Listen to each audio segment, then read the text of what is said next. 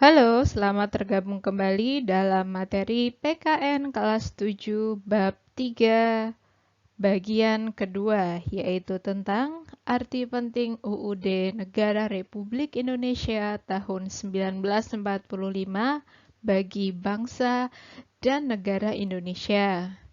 Video ini adalah kelanjutan dari video sebelumnya, yaitu tentang perumusan dan pengesahan Undang-Undang Dasar Negara Republik Indonesia tahun 1945 yang terletak pada bab 3 bagian pertama. Sekarang kita bahas bagian kedua dari bab 3 ini. Sebelumnya saya tetap mengucapkan terima kasih kepada Slidesgo yang selalu memudahkan saya menyampaikan materi ajar dalam bentuk visual yang menarik. Sungguh membantu sekali dalam menyampaikan pesan-pesan yang kadang tidak dapat terwakilkan dengan kata-kata. Jadi, terima kasih Slidesgo. Baik, sebelum kita masuk ke dalam bagian B atau bagian 2 bab 3, ada beberapa kata kunci yang patut kita bawa lagi dari bagian A, yaitu dimulai dari sidang BPU PKI kedua yang sebelumnya saya sebut di mana di dalamnya ada panitia kecil khusus yang dibentuk untuk merumuskan UUD NRI.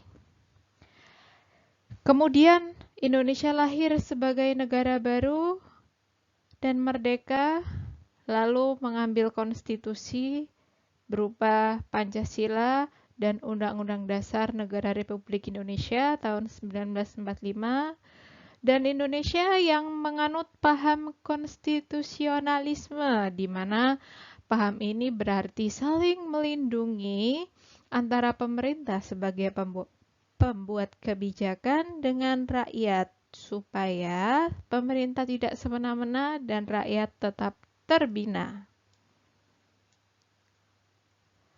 Lalu sidang PPKI dan hasil sidang PPKI berupa siapa Presiden pertama Republik Indonesia beserta wakilnya, lalu pengesahan Undang-Undang Dasar 1945 dan Pancasila sebagai konstitusi, dan yang perlu kita garis bawahi lagi adalah beberapa perubahan yang disepakati. Salah satunya adalah bunyi sila pertama dan kata mukadimah yang diganti menjadi kata pembukaan.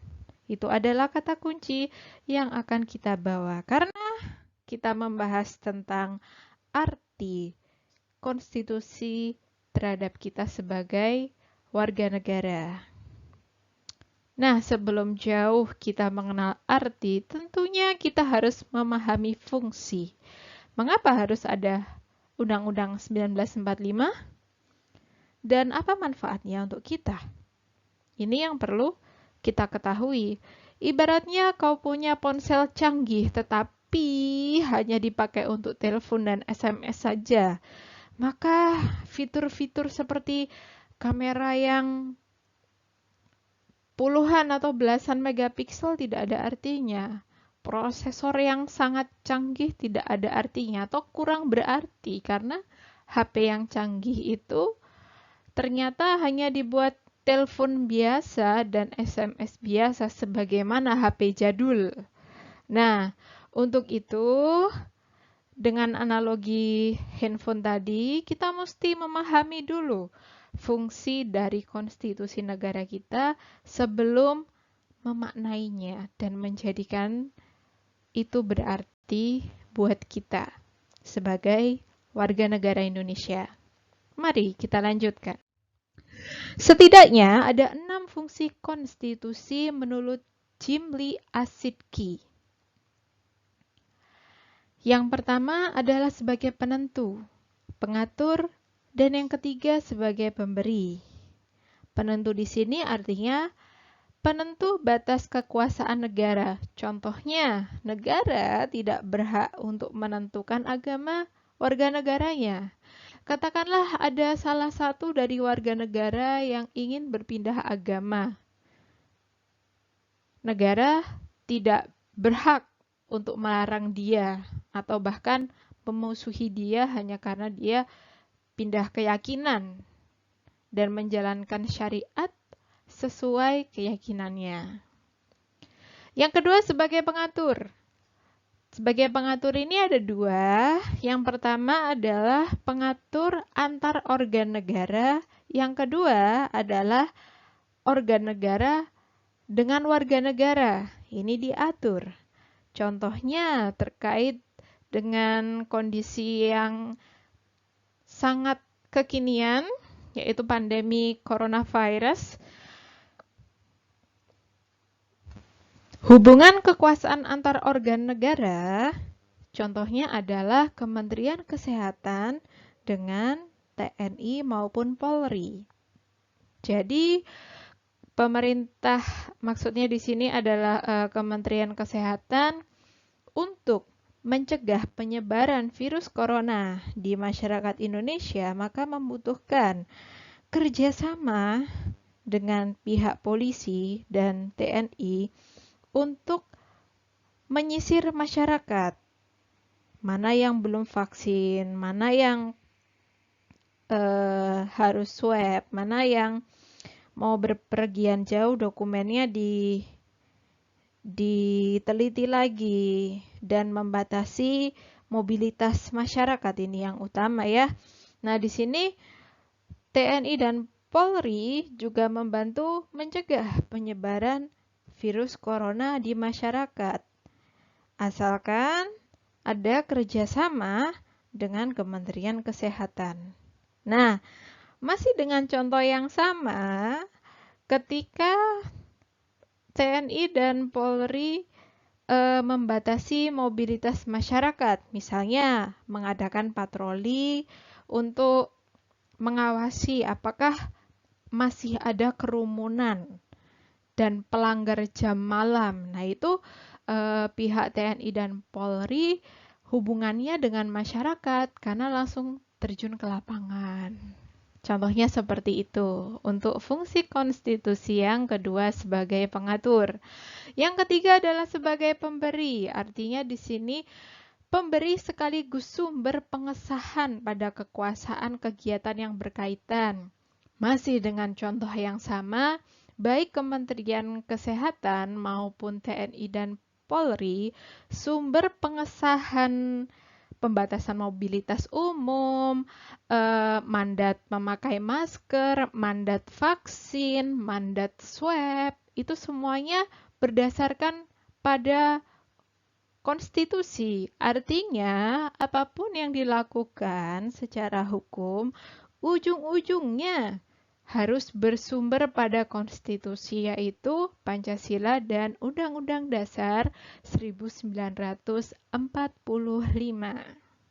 Mari kita lanjutkan ke fungsi konstitusi 3 terakhir, yaitu sebagai penyalur, simbolik, dan sarana.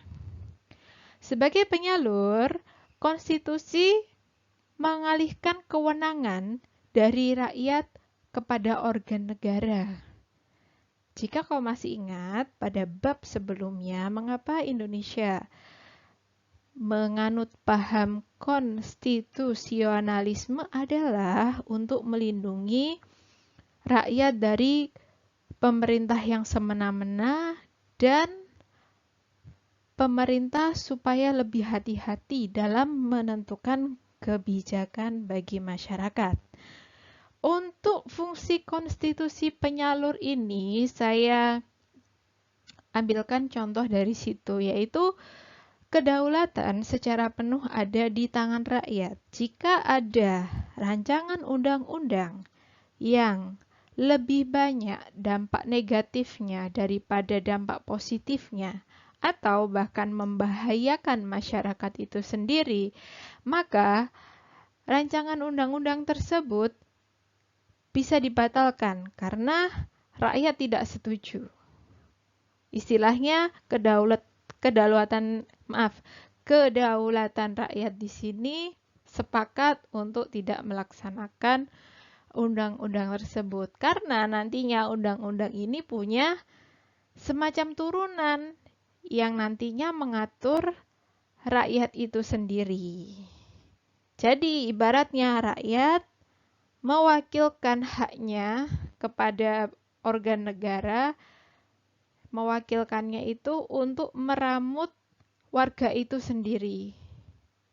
Seperti itu. Jadi dalam konteks kesehatan sajalah, karena dari tadi kita membicarakan tentang coronavirus dan kesehatan, setiap warga negara berhak untuk mengakses fasilitas kesehatan. Nah, untuk mengakses fasilitas kesehatan, setidaknya sudah ada bangunannya dulu. Paling gampang ada rumah sakitnya, ada posyandunya, ada puskesmasnya. Nah, untuk mendirikan rumah sakit dan tempat-tempat kesehatan ini, pastilah butuh Kementerian Kesehatan untuk menurunkan izin pembangunan sarana-sarana kesehatan, mempekerjakan dokter, suster, perawat, dan tenaga medis lainnya. Sehingga ujung-ujungnya rakyat yang diuntungkan. Kalau sakit bisa ke rumah sakit, bisa ke puskesmas, atau untuk pemeriksaan berkala bagi balita atau batita bisa ke posyandu. Dan akhirnya warga negara bisa mengakses fasilitas kesehatan. Kemudian fungsi konstitusi yang kelima secara simbolik. Konstitusi adalah pemersatu dan sekaligus identitas yang dibanggakan oleh warga negaranya. Yang terakhir adalah sebagai sarana. Sarana di sini adalah sarana atau cara untuk mengendalikan, merekayasa, dan memperbarui masyarakat. Contohnya adalah bagaimana caranya supaya masyarakat ini tidak kemana-mana. Kemana-mana di sini itu berkerumun, pergi ke tempat kesana kemari dan berpotensi menyebarkan virus corona. Nah, maka melalui fungsi sarana ini, Kementerian Kesehatan bekerja sama dengan polisi dan TNI membentuk sekat-sekat pembatasan antar wilayah. Jadi, ketika masyarakat hendak berkerumun tidak jadi, sehingga penyebaran virus corona ini bisa ditekan. Misalkan ada yang mau berpergian katakanlah naik pesawat. Nah, sebelum naik pesawat dokumennya diperiksa apakah sudah melakukan swab PCR atau swab antigen. Dan hasilnya harus negatif, barulah orang ini bisa berpergian.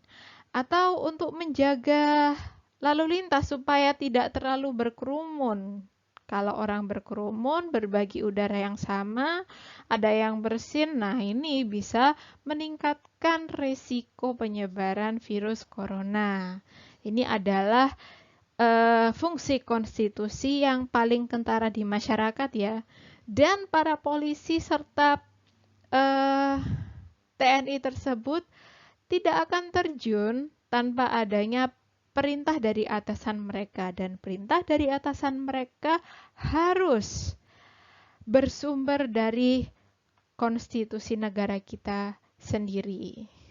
Katakanlah untuk keselamatan masyarakat, maka semuanya tindakan harus berpusat pada konstitusi negara di mana masyarakat itu berada. Setidaknya itu 6 fungsi konstitusi menurut Chimli Asidki dengan contoh yang menyesuaikan dengan keadaan saat ini. Jika kau masih bingung, sederhananya seperti ini. Ibarat pot atau tanah. Pancasila dan UUD 1945 adalah wadahnya. Dan dari situ barulah tumbuh sumber segala hukum, tumbuh penyalur kedaulatan rakyat, tumbuh pembatas kekuasaan negara, dan juga sebagai pemersatu bangsa. Dan ini adalah alur pembentuk arti bangsa yang merdeka, otomatis membentuk pola kehidupan berkelompok. Nah, supaya masyarakat itu bisa harmonis dan selaras, maka perlu adanya negara yang diatur. Diatur oleh siapa? Oleh hukum yang sifatnya mendasar dalam kehidupan. Dan dasar negara tersebut menjadi konstitusi yang kemudian negara membentuk paham konstitusionalisme, yaitu paham yang saling melindungi satu sama lain tadi. Dan konstitusi ini menjadi sumber hukum. Sumber hukum yang juga bisa menjadi proses legitimasi atau boleh tidaknya suatu undang-undang dilegalkan. Jadi, sebelum rumusan itu menjadi undang-undang, maka statusnya adalah rancangan undang-undang. Kemudian untuk persetujuannya ini, untuk kemudian menjadi undang-undang yang akan diterapkan, itu harus bersumber pada konstitusi. Kalau cocok, sevisi misi, selaras dengan konstitusi negara, maka RUU tersebut bisa menjadi undang-undang yang nantinya diterapkan di masyarakat. Kemudian sebagai warga negara sudah sepatutnya kita patuh. Semua itu demi terwujudnya kehidupan bernegara yang tertib dan teratur. Lalu bagaimana jika tidak patuh? Sudah jelas kericuhan akan terjadi di mana-mana. Dan yang paling parah, perang saudara bisa terjadi. Contohnya, di Indonesia sendiri sudah berkali-kali mengalami konflik sosial karena gerakan separatis atau gerakan yang ingin memisahkan diri dari Indonesia. Yaitu adalah akibat jika ada sekelompok orang yang tidak patuh pada konstitusi Indonesia. Padahal dia sendiri adalah warga negara Indonesia. Untuk itu marilah kita berkomitmen untuk melaksanakan Undang-Undang Dasar 1945. Terima kasih telah menyimak dan sampai jumpa pada bagian ketiga atau bagian akhir dari bab 3. Selamat berkomitmen.